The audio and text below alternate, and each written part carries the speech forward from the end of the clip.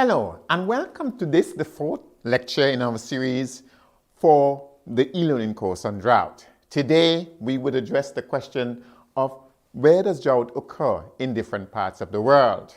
But before I do that, I want to thank all of you again for taking part in this course and for taking time to listen to these lectures. Yes, so today we look at various areas of the world where droughts do occur. Now, I had said in an earlier lecture that drought affects the planet generally.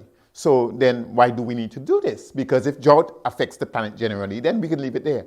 Well, not so fast, really. What we need to do is to look a little bit more carefully as to the regions of the world which suffer from drought, why they suffer from them, but also because we want to understand more clearly how that spills over to the rest of us, which do not directly suffer from them. We also want to understand how we might be able to help these countries and regions, in terms of dealing with drought, okay?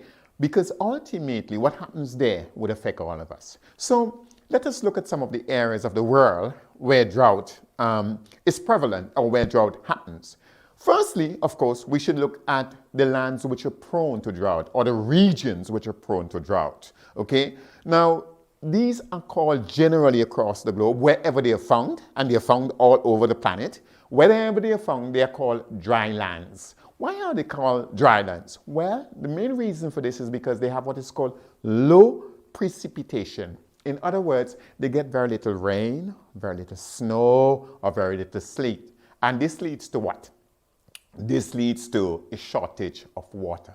So the fundamental feature, the common feature of all of these lands, right, is that they have a serious shortage of water, right?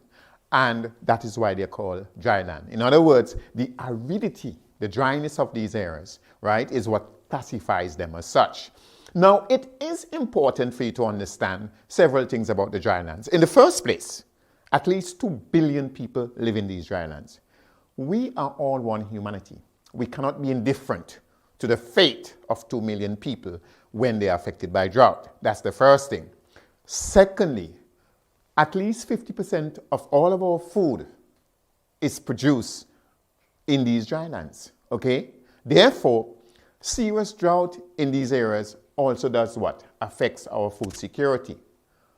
Thirdly, at least 42% of the dry surface, the land surface of our planet, right, is covered by dry lands. That's a significant size, a significant portion of the global land space. So we have to be interested in that sort of stuff. Fourthly, at least 27% of all the forests of this planet, 27% of global forests is located in the dry lands. So just those figures alone tell us that we need to be concerned with the dry lands, even if we don't live there. And as I said before, dry lands can be found in Asia, they can be found in Africa, they can be found in the Americas, and they can also be found in Europe. Yes, Europe. That is absolutely true. So those are the dry lands. But it's not just the dry lands. And as I said before, there was this false understanding that drought only happened in the dry lands. This is not true. Okay, let us turn to the Americas. Now, let us look at North and South America. Let's begin with North America. You may recall or you may know that in the 1930s and 1950s, there were very, very serious droughts in North America. A matter of fact, in the 1930s, there was something called the Dust Bowl phenomena. And that Dust Bowl phenomena, what really happened was that things became so dry because of drought. The drought was so severe that there was serious ecological and agricultural damage, right, in North America. And when I say North America, I don't just mean the United States.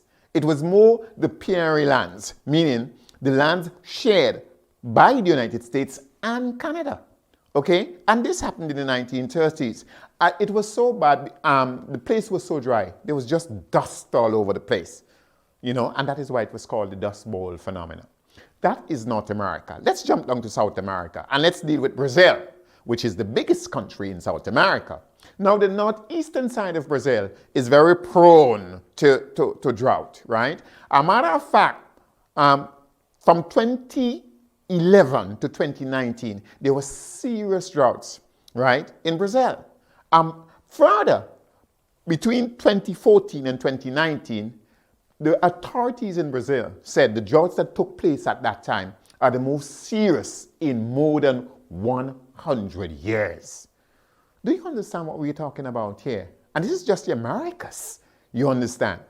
That drought has this really bad effect, you know, on many parts of the world. Now, just to say another word about Brazil is that when those droughts occurred, they didn't just affect water security. They affected food security and many other things that disrupted normal life in many parts of Brazil. We must understand that. Now, let's go to Africa. And Africa is probably the continent where drought is most severe, where it affects most people. As we know, there are two regions in Africa, the Sahel and the Horn of Africa, which are drought prone, okay? These are dryland areas. And so you have serious problems there. But it's not just the dryland areas of Africa, right? Many other parts of Africa do suffer from drought. From the south right up to the Maghreb region do suffer from drought. And these droughts don't just affect water, but they affect the spread of disease. They even affect transport systems, okay? They affect many parts of Africa socially.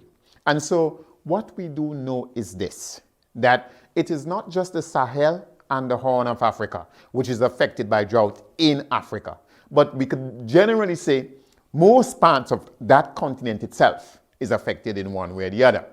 Now, we will go on to discuss a little bit about Australia, about Europe. Yes, Europe have dry lands, and yes, Europe does suffer from drought from time to time, right? And of course, Asia. But for now, for today, we will stop at Africa.